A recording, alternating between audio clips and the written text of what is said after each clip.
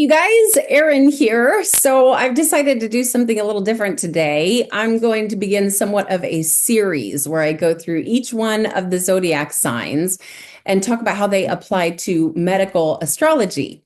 And the reason I'm doing this is because most people have no idea what medical astrology is, which I feel like is a little bit unfortunate, but also understandable because it's just not talked about much these days, which is interesting because it really wasn't that long ago that the study of astrology was taken out of a physician's training. Depending on what region we're talking about here, I think they started removing astrology from a physician's training in 1666, which is a curious number in and of itself. But some places it continued this up until the 1800s. And in fact, it was Hippocrates, who's considered the father of medicine, who said a physician without knowledge of astrology has no right to call himself a physician, which might be a little bit of a stretch or an exaggeration. I happen to know plenty of great physicians out there, especially the ones that are practicing holistically, who know nothing about astrology. However, I can absolutely understand that mentality. When we think about like Renaissance times, they practically relied on astrology to be able to come up with a diagnosis or a remedy or even being able to see something preventative, like, oh, this person looking at their chart might want to be extra careful of their lungs. Their lungs are going to be their dry, hot cough or something like that. And so with that said, I feel like we can all benefit from even just understanding the basics of medical astrology.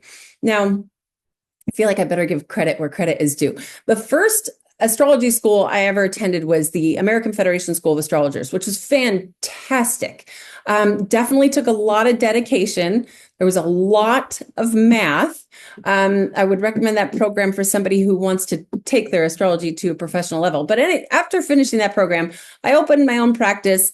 But then there was something inside me that just said, I really want to understand medical astrology. And that's when I started studying under Judith Hill and attending her Academy for Astrological Medicine, reading all of her books, started studying the Encyclopedia of Medical Astrology by Cornell, started studying things like Edgar Cayce. In fact, I've been studying Edgar Cayce for a while. But anywho, I'm so glad I did this because even if I'm not talking medical astrology at all, what this information provided me was a much, not only clearer, but like a deeper understanding of the energetics of the zodiac signs and those celestial bodies. Okay.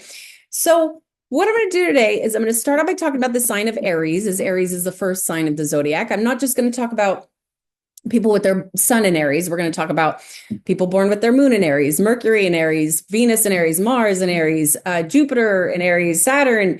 We'll even go into Uranus, Neptune, and Pluto in Aries. And I will also talk a little bit about Aries rising or the nodes in the sign of Aries, the north or south node in the sign of Aries. Now, I also need to give somewhat of a disclaimer here. I'm not a doctor and I can't offer any kind of medical advice. We can look at this as like for entertainment purposes. And not only that, but it's also, we could call this hypothetical. But I will say this, it's been a profound journey studying this stuff. So that's why I'm going to share it with you guys. So let's start out with just talking about Aries. Aries is what we call the cardinal fire sign. When I say cardinal, what I'm talking about is a force that comes through. Okay, this is a modality where it's like all the cardinal signs come when we enter into a new season. Like the sign of Aries is the spring equinox, is when we go, like when I say that, when the sun enters into the sign of Aries, which is usually March 20th, March 21st, we're entering into spring.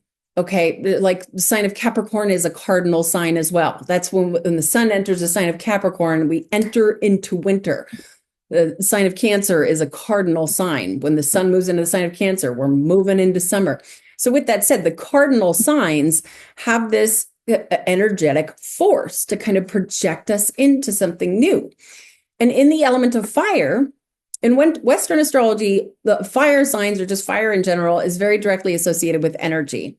So we talk about the sign of Aries, we're talking about a forceful energy. Now, it's ruled by Mars, which Mars is often referred to as the planet of war. Okay, Mars is wants to penetrate. Mars is this fierce energy. Mars is in medical astrology what rules our muscles and our adrenals, okay?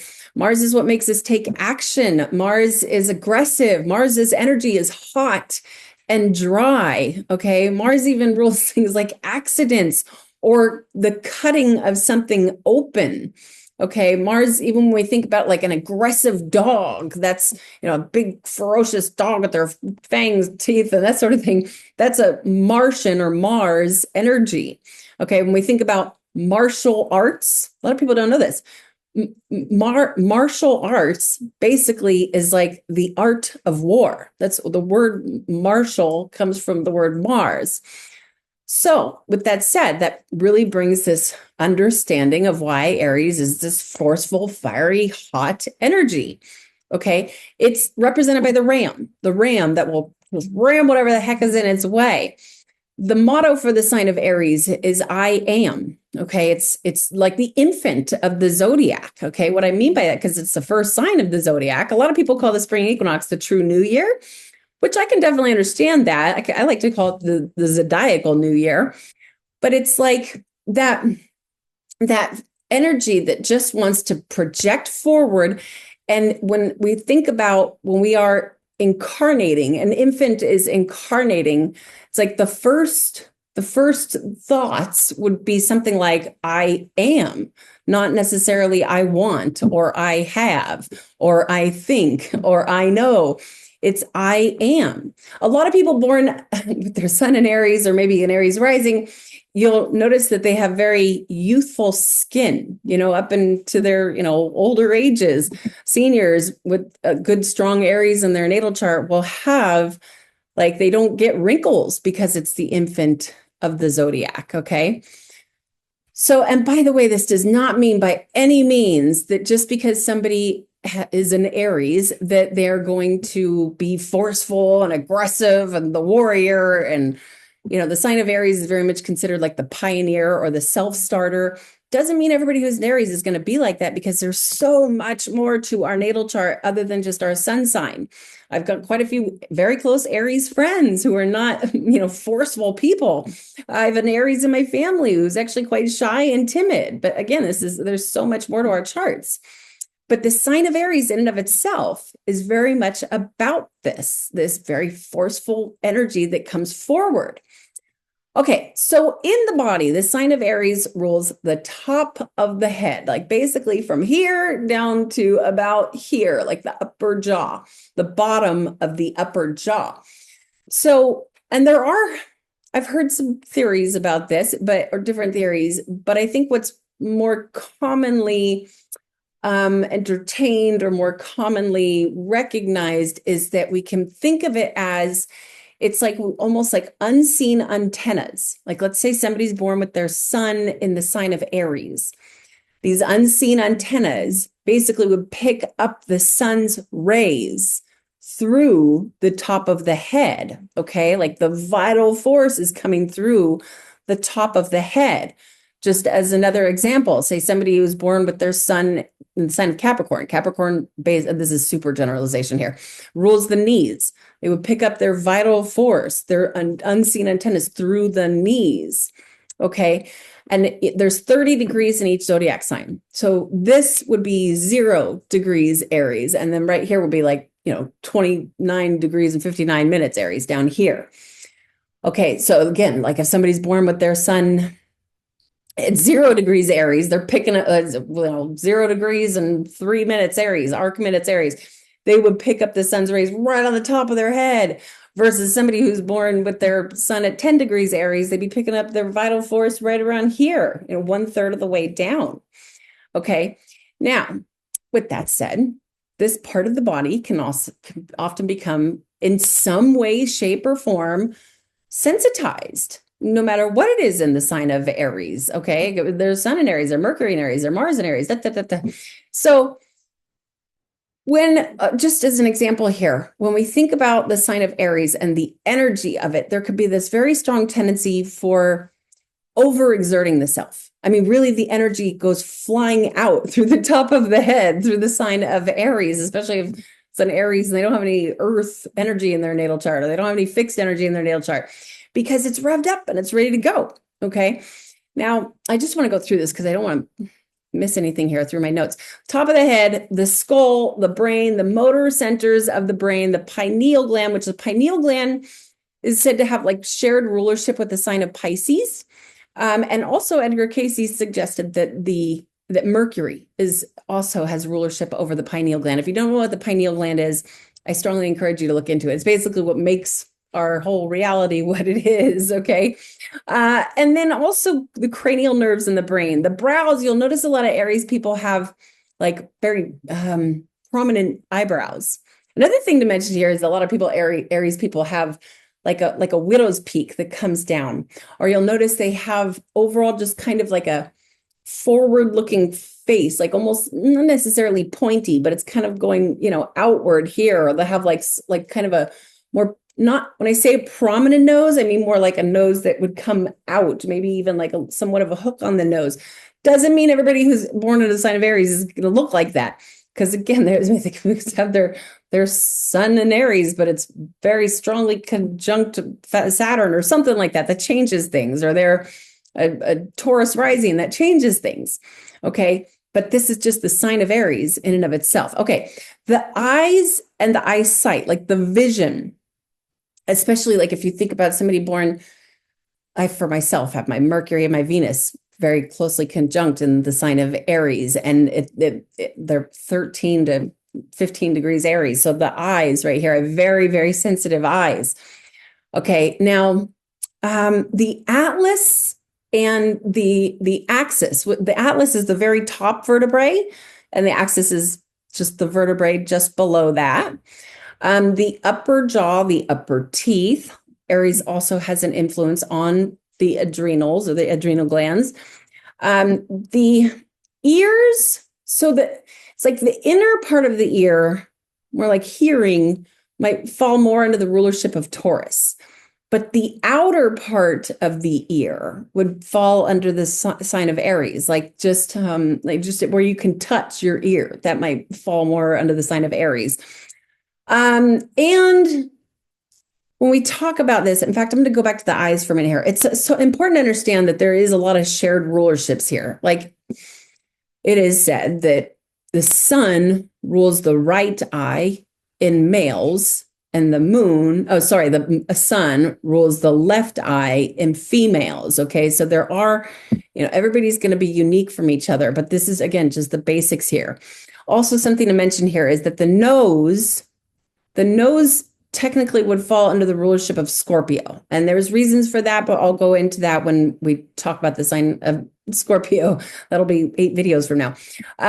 But that's more like the scent, like the sense of smell falls under the sign of Scorpio. But the outer part of the nose is ruled by the sign of Aries. And in fact, Aries is very strongly associated, because it's ruled by Mars, with things like accidents or injuries. Okay. When we think about that sign of Aries, the warrior of the zodiac, this is an energy that doesn't think about repercussions. It goes, just goes, And so with that said, there can be a tendency for things like injuries, either on the forehead or the nose or the ears and that sort of thing. Okay. And with that said, just as one little example here, turquoise, again, hypothetically, turquoise, and also malachite. I think turquoise is probably a little bit more potent for this, to protect against things like accidents and injuries. Okay. Like wearing a piece of turquoise jewelry or carrying something in your pocket, that sort of thing. Okay. So I went through all the body parts here. Something else I just put in my notes. I feel like I should just mention this. So we talked about how the sun rules the right eye for males, and the sun rules the left eye for females. It's just like the ears, the left ear is ruled by Mars and the right ear is ruled by Saturn. So again, there's all these little intricate parts to this. Okay, so with that said, people picking up the sun's rays, if their sun is in Aries, they're picking up that energy there. A lot of times people born with their sun in Aries will deal with things like hot head energy. Okay, the blood rushes to their head when they're frustrated, that sort of thing. Um, Things like rashes, or again, like injuries, not just rashes on the face, really rashes anywhere on the body, because the sign of Aries is ruled by Mars. Mars has a massive influence on rashes. Another very common theme for Aries, especially Aries men, certainly not all of them, but a common theme for Aries men is balding from like an earlier age than other signs. Okay. And again, there's ways to kind of protect us from this. The best success I've seen, I actually have seen this with three different people, three different men. This is not something you can just do once and it fixes the problem. Not to say that balding is a problem, but regardless, 50% coconut oil, 50% jojoba oil with rosemary essential oils mixed in. You'd have to be a little bit mindful, a little bit careful with that, because, and again, I'm not offering any kind of medical advice. It's just things that I've seen happen. Essential oils can kind of be disruptive to the endocrine system and the hormones and that sort of thing, because they are very, very potent. I always encourage people to check in with as long as you can trust your healthcare practitioner, always do your research on that. But I also very much encourage people to do your own research at home. That's just my opinion. But again, it's nice to have somebody that you can trust, especially if they're practicing something holistic, that sort of thing. Okay, we talked about accidents. Another with the overexerting, because again, like the energy is flying out through the top of the head. From Matthew Wood's, I believe this came from the Earthwise Repertory from Matthew Wood, but also it might have even been included in one of Judith Hill's books, maybe Medical Astrology in Action.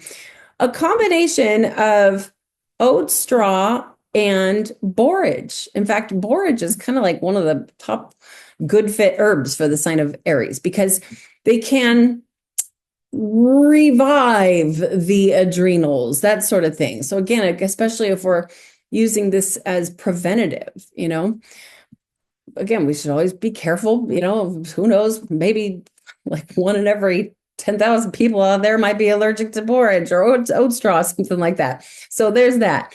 Acne can be a little bit of a theme for Aries, especially if there's something going on with Venus, even Venus and Aries, because most people, if they're going to have acne, will show up on the face. Like, obviously, some people get on their shoulders and their back and that sort of thing. That would be based on other things in the chart. But when I say this Venus thing, it's because Venus has rulership over sugar. So if they've got some sort of sugar addiction or that sort of thing, or especially, when they're teenagers, that sort of thing, hormones can go wacky. So acne with the face can go on with the sign of Aries. Problems with the upper jaw and the teeth, that sort of thing. Being careful with these things. Being careful. You got let's say you got a baby who's, an Aries sun, and they are a Capricorn rising, and they've got Mars in their first house, that sort of thing. They want to just make sure they're a little bit careful with themselves, especially with the top of their head. I'm talking about the Capricorn and Mars, because Mars exalts in Capricorn. It's like super driven energy. Okay, so there's that. Did I cover everything I wanted to there? Pressure in the head. Again, things like road rage. A lot of times Aries people will be competitive, or even just really good athletes. Again, certainly not all of them, but a lot of them will. Like a true Aries would be, doing things like sports or, working out and that sort of thing. Okay, so next up, I'm going to talk about the moon in Aries. So when somebody's born, see, what the moon rules or influences, what the moon's rays influence is our emotions and our moods and our intuition. With that said, it's like everybody's got a moon somewhere in their natal chart, whatever zodiac sign the moon was beaming through when we were born. It's going to say a lot about how we process our emotions and our moods and that sort of thing. So when we think about this Aries revved up energy, somebody's born with their moon in Aries, they might kind of have this tendency to be emotionally reactive. If there's something going on, they could turn red in the face. Okay. It tends to pass quickly though, because Aries is cardinal. Like the fixed signs will kind of hold things in. Okay. But Aries, a moon in Aries might be very emotionally reactive, but at the same time, it tends to pass quickly. they give them something else, like redirect the energy. Okay, so the moon has a lot to do with the fluids in the body.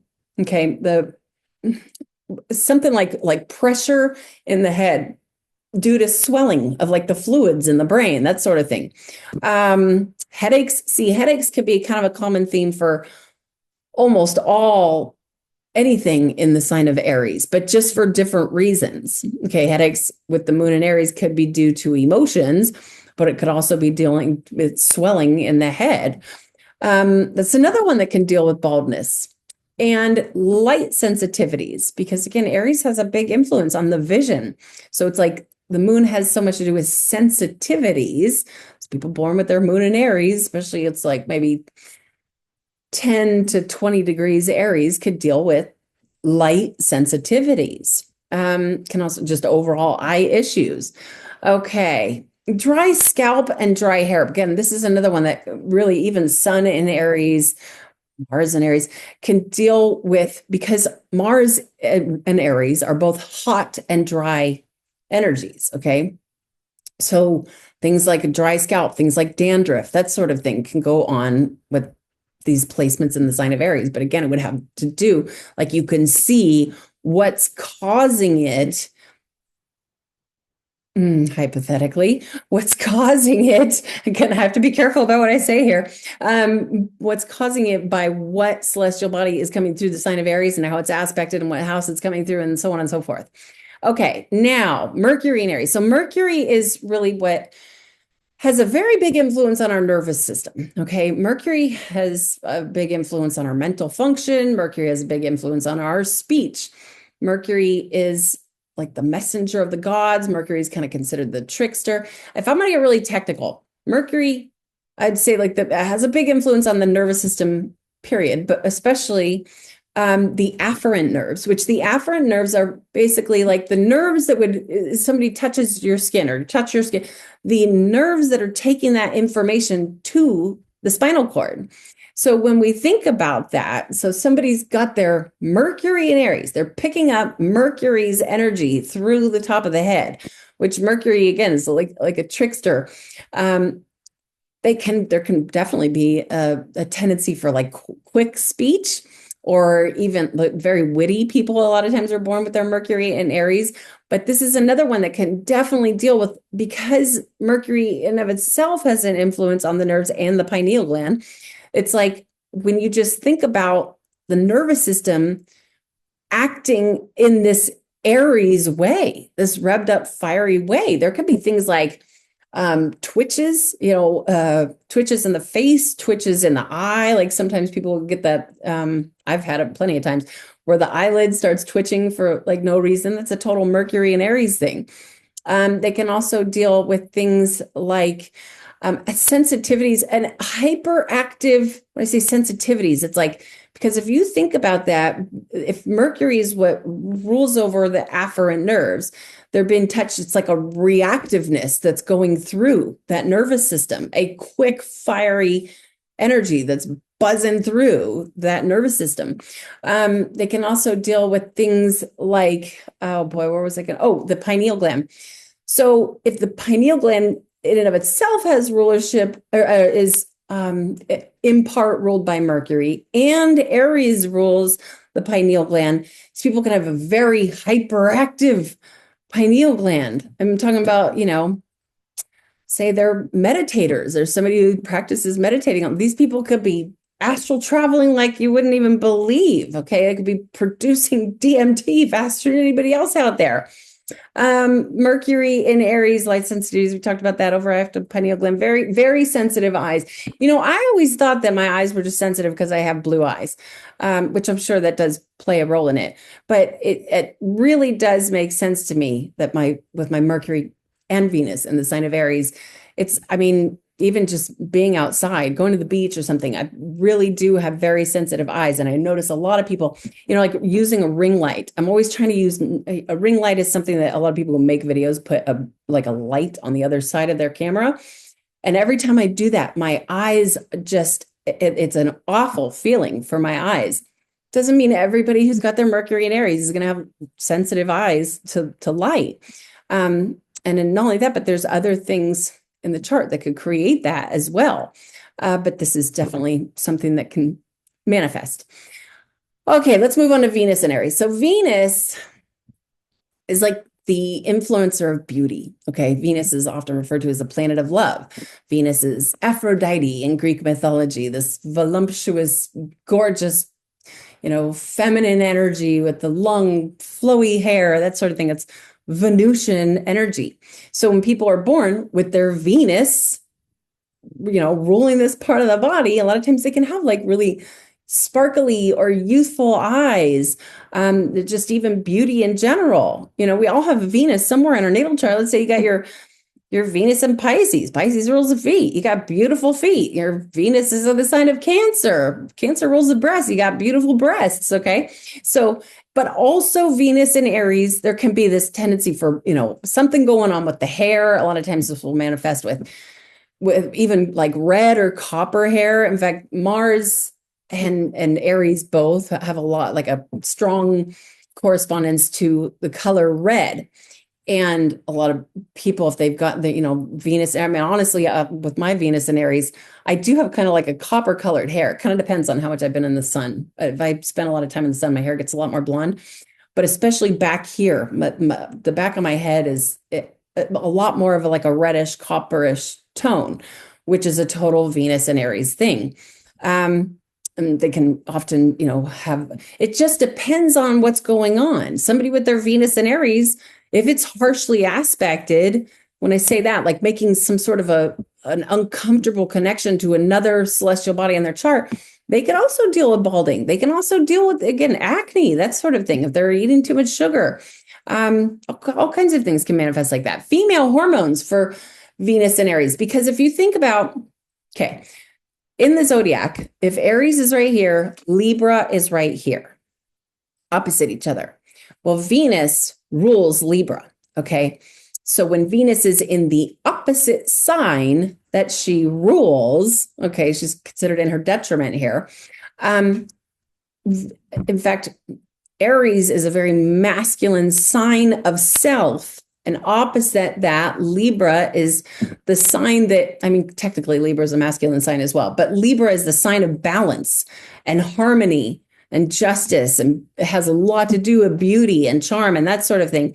So when Aries is, really the sign of Libra has a massive influence on all the balances in the body, the hormonal balances, the acid alkaline balances, that sort of thing. So when Venus, Libra's ruler, is in the sign of Aries, there, especially for female hormones, there can be this tendency to go out of balance.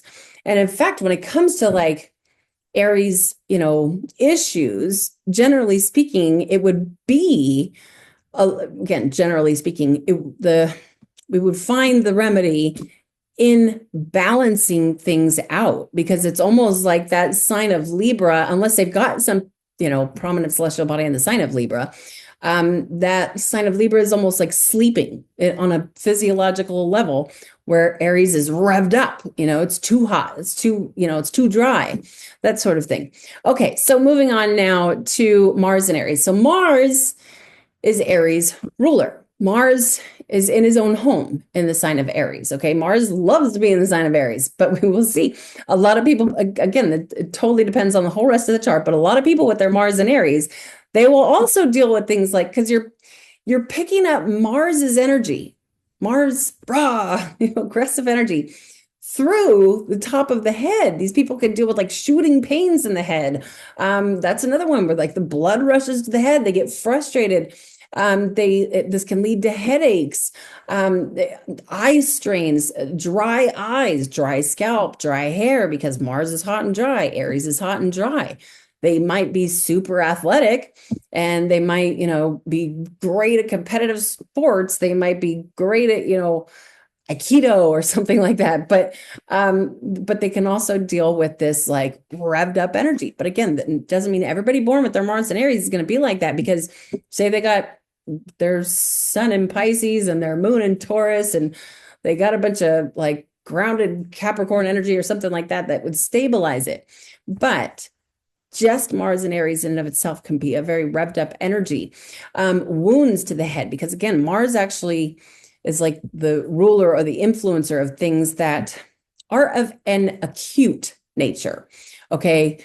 Or something like an injury or a burn or a cut. That sort of thing is ruled by Mars. So wounds to the head, bumps on the head, that sort of thing, burns to the head, burning the hair, that sort of thing. Is there anything I forgot here? Shooting pains in the head? No, I think I covered it there for Mars and Aries. So let's move on to Jupiter and Aries. So Jupiter is really what has a big influence on the arteries. Jupiter is also like directly corresponds to fats and oils. And I don't just mean in the body. I mean, Jupiter's like corresponds to avocado fat and olive oil and coconut oil and meat fat and that sort of thing. So, and it also very directly is like has rulership over the arteries. Okay. So with people with their Jupiter and Aries can also deal with like swelling in the head, the bursts of Jupiter is also a hot energy. So bursts of energy going up to the head, bursts of like all sudden swelling in the head. There's another one I could deal with, headaches or hot flashes, excess blood to the brain. Because again, if Jupiter is what, influences the arteries and it's Aries energy coming through, it's like rushes of blood going up to the head, that sort of thing. Okay, now moving forward to Saturn and Aries. So Saturn is what we would say is in his fall in the sign of Aries. If we go back to the Aries, this is also something that's important to understand. Anything that's opposite each other, there's a polarity, a connection that goes on there. That's actually very important to understand. There's also quincunxes. Maybe I'll talk a little bit about that after I get through all these celestial bodies. But okay, so going back to the polarity between Aries and Libra. So Saturn exalts, meaning he works with his greatest strength in the sign of Libra. So again, opposite that in Aries, he's in his fall. It's like the weakest place for Saturn. Okay, now what Saturn rules over is things like calcification, blockages. Saturn's astringent. Saturn is cold and dry. Saturn will like shrivel things up and make them tight and that sort of thing. So with that said, if you think about they're receiving this tight, astringent, I mean, Saturn even rules things like minerals, again, like calcification of things. And so if they're receiving that cold, astringent energy through their head, that can also lead to headaches. That can also lead to dry stuff going on. But again, that would be totally different than Mars and Aries. There'd be a different remedy for it. I mean, I'm sure some things could kind of work both ways. But if you just think about cold and dry Saturn, or even like blockages coming through Saturn, eye strains due to that, headaches due to the calcification of going on, problems with eyesight, that could probably even go for nearsighted or farsighted for Saturn in Aries. Okay, let's see, what else do we want to mention here? Problems with the teeth, toothaches, restrictive blood vessels in the brain, motor nerve anomalies. Okay, things where it's like because Saturn's creating a blockage, even something like, just as a strange example, but something that very well could manifest is like a strange anomaly in the head, like born with some sort of weird indentation in the head. That sort of thing could happen with Saturn and Aries. Another one is a stroke. Okay, Aries is one of the signs that really is most common for strokes, but again, for kind of different reasons. But when we think about rigid, restrictive Saturn, creating some sort of a blockage or something going on in the brain, that could lead to a stroke. Doesn't mean everybody born with Saturn and Aries is going to have a stroke. But there's certain herbs that we can use to prevent these things so we don't have to worry about it in the first place. Hardening of the arteries in the brain, because again, Saturn's like rigid and blocking. Okay. Did I cover everything I wanted to here? I think so. Let's move on to Uranus and Aries. So Uranus and Aries, Uranus is what influences strange, unpredictable, spasmatic, like messes with the electromagnetic field kind of energy. And when we think if somebody's receiving Uranus energy in through their brain and through their eyes, that's strange and spasmatic things that could go on in that part of the body. This is another one that could totally be like strokes, Tourette's, even things like seizures or epilepsy it could be a very common theme.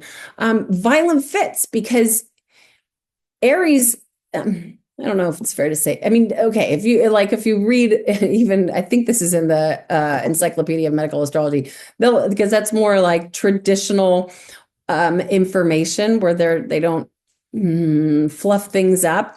It might even use words like it's a violent energy or it's a bitter energy through the sign of Aries. And so like the rage, like if electrical impulses through the brain, like fits of rage coming through with people born with, and then really that could be fits of rage even with Mars in Aries or even Sun in Aries. But again, that's kind of a big one with Uranus and Aries. Things like hyperactivity, because Uranus is very spasmatic. And if that's, you're receiving that energy through the brain, total hyperactivity. Sudden aneurysms in the brain, blood vessels burst in the eyes, that sort of things that are just unpredictable and strange and very difficult to diagnose. In fact, really anything that has to do with Uranus can be like the most difficult to diagnose. Okay, so Neptune has not been in the sign of Aries since 1875. Okay, it was in Neptune was in Aries from 1861 to 1875. So we don't really know necessarily. I don't know anybody who's born back in the 1800s, but it's important to understand that Neptune is just about to enter into the sign of Aries, okay? Neptune enters Aries in March of 2025, then retrogrades back into Pisces, I think something like November, but then 2026, Neptune will be in Aries for the next 14 years. So this is definitely one to pay attention to, especially if you plan on having children. See, what Neptune influences is a fogginess, a confusion, a sleepiness.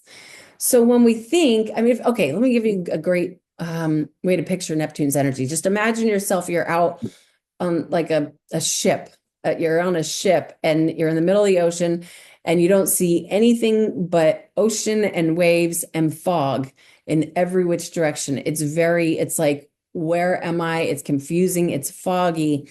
It's very, very mystical and very spiritual. Anybody who, is going to sit through that kind of a circumstance, they're going to have a spiritual experience, no doubt. But so if somebody's receiving Neptune's energy through the brain and the skull and the eyes, there could be vision problems, things like cataracts. If you ever, I've got a very senior dog who's now 20 years old and has cataracts in both eyes. Cataracts really does make the eyes foggy.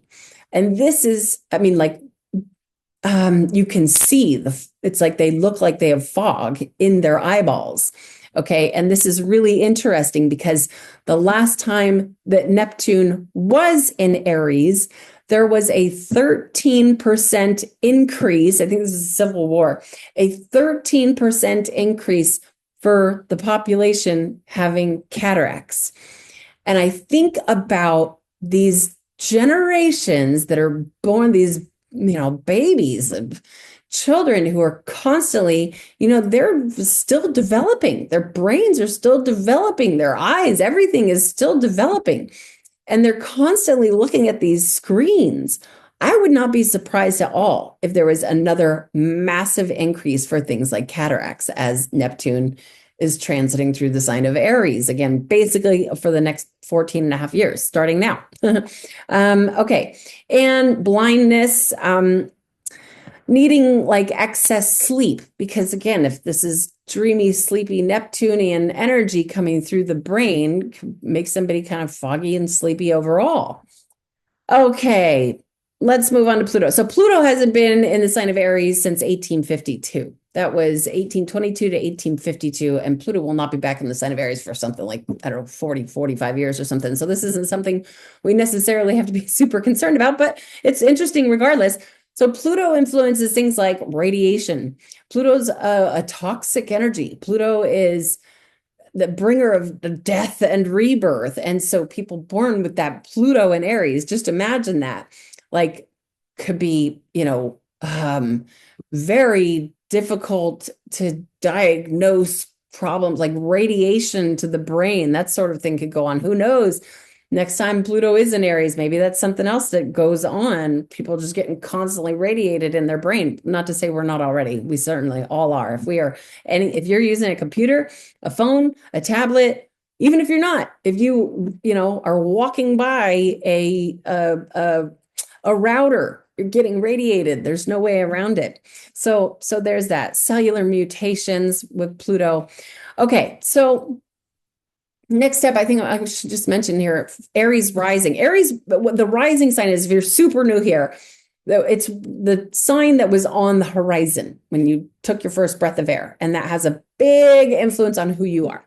Often kind of called the persona or the lens that you see this experience through. And so a lot of people who have their ascendant or their rising sign through the sign of Aries, they could literally have any of these things. They could have, everything that I just, and not everything, probably wouldn't have everything, but a lot of things that I just mentioned. They could deal with headaches. And a lot of that would depend on where your Mars is. So if you're an Aries rising, you'd want to see where Mars is in your natal chart. Okay. If you're an Aries rising and, your Mars is in Scorpio, that's going to be a whole heck of a lot different than an Aries rising whose Mars is in Capricorn. Okay. But they're depending on what house it's coming through and how your Mars is aspected and that sort of thing can have a lot to do with how this Aries energy manifests for you physiologically and also, in your environment. Okay, and then South Node in Aries. So the South Node is somewhat of a weak point or a drain point, especially once we get past the age of 18. So somebody born with their South Node in Aries, well, almost like this Aries energy could become, it's like maybe they start to lose their vision, weaker eyes or you might want to be careful overall with the brain, with the South Node Aries. My South Node is in Aries. And I really do try to get very good care of my brain. In fact, when we talk about just the sign of Aries in and of itself, it's so hot and dry. There could be this tendency for dehydration period, but especially in the brain. And really good, clean, cold pressed oils, coconut oil, olive oil, especially walnut oil can be so good for the brain. I remember so many years ago, gosh, this is like well over a decade ago, studying under David Avocado Wolf and him talking about like how when you open up a walnut, it actually looks like a brain. And turns out walnuts are fantastic, like the particular, not like that, but there's certain things in walnuts that can kill parasites as well, which that could be great for the brain as well. If you got a lot of parasites, which we all have parasites, there's no way to argue it. We all have parasites. Even the healthiest person doing cleanses and detoxification all the time is still going to have some parasites. And a lot of times you can see with people who have more parasites, they're very reactive. They can't like necessarily focus, or they can't, they just kind of will get frustrated very easily because they're almost being like ruled by parasites. So walnuts can be great for that sort of thing, but also for the brain. Once I learned that, because I knew that, my South Node is in Aries and my Venus and Mercury in Aries. So I'm like, oh my gosh, I got to take care of my brain. And I just started eating walnuts like crazy. And walnuts, they do have a lot of fat in them, but it's a really good fat for the brain. Okay, then North Node in Aries. So the North Node is kind of like a pump that brings energy in. So somebody born with their North Node in Aries, especially once they kind of reach adulthood, it's like, especially if they have their North Node right next to something else. in the sign of Aries. This is what I'm talking about when we start getting into aspects and that sort of thing. So the North Node again is like kind of like a pump. So let's just say, for example, they're receiving a lot of this Aries energy. But then if you were to have your North Node in Aries right next to, say, for example, Mercury in Aries, that's the pump pumping more of Mercury's energy in. Could definitely be like hyperactive pineal gland and all kinds of wild, nervous system things going on. So that's something else to take into consideration. Okay, so I think I covered everything there. Let me see if there is anything else I want to mention here. Aspects play a very big role. There's, oppositions, especially quincunxes. Those can create challenges in any zodiac sign, but these are the things that we want to get familiar with. Once you get familiar with each one of the zodiac signs, then, learn about the houses. The houses are also very important. If your sun is in Aries and your sun is either in the 6th or the 8th or the 12th house, you're going to want to be extra careful with all these Aries things. Those can be kind of challenging houses, or especially say your sun is in Aries in the 8th house and it's making something like a quincunx. A quincunx generally is described as a 150-degree angle. There's other things that can create a quincunx, but over to your Uranus, okay, that could be very difficult to interpret, but at the same time could create some challenges versus, say, somebody who's born with their sun in the sign of Aries in the 1st house or in Aries, right? That's a little bit more protected. There's sun in Aries in the 4th or the 10th house, can be very strong, can be very, very strong, but can also create some sort of a tension, that sort of thing. So I think I will leave that there. I feel like I rambled enough. So if you want to learn more about this stuff, if you want to apply this to your own natal chart, you can schedule a reading with me through erinwageastrology.com. You can schedule straight through my website. And also, I wanted to mention this as well, that it may take me a week or two to pump out. So if you're watching this and you're like, well, wait, where's the Taurus video or whatever, then it will be on its way. Okay. So I will leave that there. Thank you. Oh, and also please leave me a comment. If there's something I missed, you want to add to this, if there's something else that, you want me to contribute into the next video. If there's something that you question, I always try to respond to every single comment on YouTube. Okay. So I do hope to hear from some of you guys. And until next time, namaste to all of you.